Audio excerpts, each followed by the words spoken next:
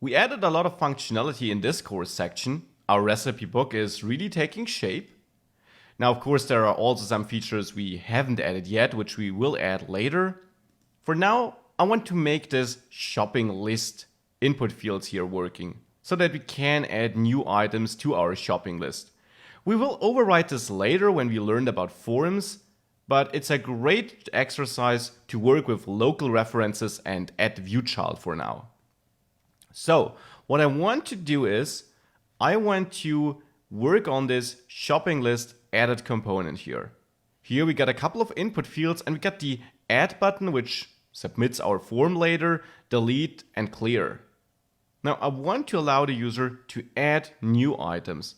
So what I'll do is I will restructure both inputs to use multiple lines simply to make it easy to read and understand. And on the first input for the name, I will add a local reference named name input. On the second one, I'll add one named amount input. Now, with that setup, your challenge would be to get this add button to kind of use these local references, preferably by either passing them as an argument or, more advanced, by selecting them with add viewchild, so that once you click the button, you use the values of these inputs to create a new ingredient and add it to your array of ingredients. Here's your chance to pause the video and try this on your own, then we'll do this together.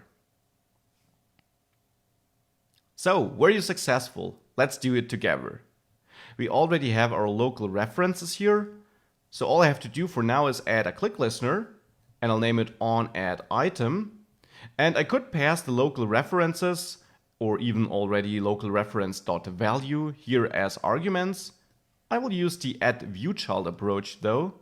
So in the shopping list added component, I'll add the onAddItem method, and then at the top I'll add two properties, the name input reference, and that will be of type elementRef as we learned. Make sure to import this from @AngularCore, and it will get a value by using @viewchild, which also needs to be imported from @AngularCore. And here we pass the name of the local reference. So name input for this first input field. Well, and now I'm going to duplicate this and simply rename this to amount input and amount input ref. That's the local reference we put on the second input here. And with these two inputs added in onAddItem, I now want to emit a new event where I pass this data to the parent component, which is the shopping list component, which manages my array of ingredients. So we learned how to emit our own events, so I'll quickly go through that again. Here, I'll name it ingredient added, which will be a new event emitter. Of course, you could choose another name for your event. I will pass an object here as an argument, which will hold the name, which will be a string, and the amount, which will be a number.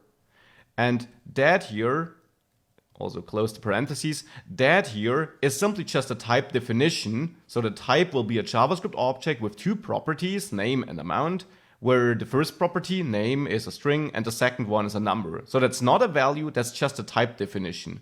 Now, of course, for this exact type definition, we got our ingredient model. So we can replace this with just ingredient. Make sure to import ingredient from the shared folder and then the ingredient.model file though. Well, and with this in onAddItem, we can create a new ingredient here with the new keyword and then ingredient. And we simply pass the name input ref native element value here. And that will simply be the value of the input element. And the same for the amount. But since this is really long, I'll create two new temporary constants, so to say, or constants to make this code a bit shorter. So the ingredient name will be retrieved from the name input reference, from the native element, which is the input element, and then from the value field. And the same for the ingredient amount. Here, I will simply get this from the amount input ref. And with these two constants here, I will simply pass ing name and ing amount here. So I will create my new ingredient with that data. Important, the constants here are used, or I use constant instead of let, because we're not going to change these variables, but they won't be variables anymore then, as well we only assign these values one time. And you should declare something as a constant if you don't plan on changing it. So with this, I can now emit my own event here and pass the new ingredient as data. Well, and with this, all we have to do is we have to add output in front of our own event here so that we can listen to it from outside. Make sure to import output from Angular Core. And now in our shopping list component, which implements the shopping added component, we can listen to our ingredient added event here. And there I want to execute on ingredient added. And we will get some data, which is always stored in $event, which I want to pass to my on ingredient added method. Let's implement this method here.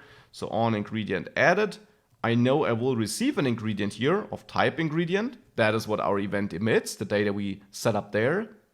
And now we can reach out to our ingredients array and push a new ingredient, the one we got here as data, on it.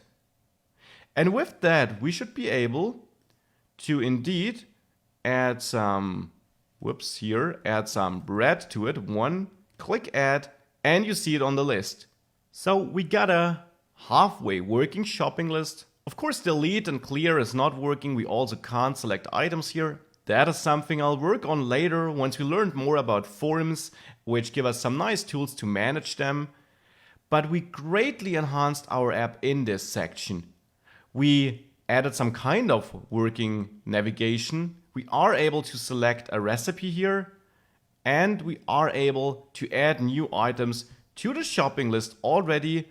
Even though some of these behaviors will get overwritten later in the course, it still is a great start. Now let's move on and learn more about directives so that next time we come back to this project, we can make our drop-down buttons here work. See you there.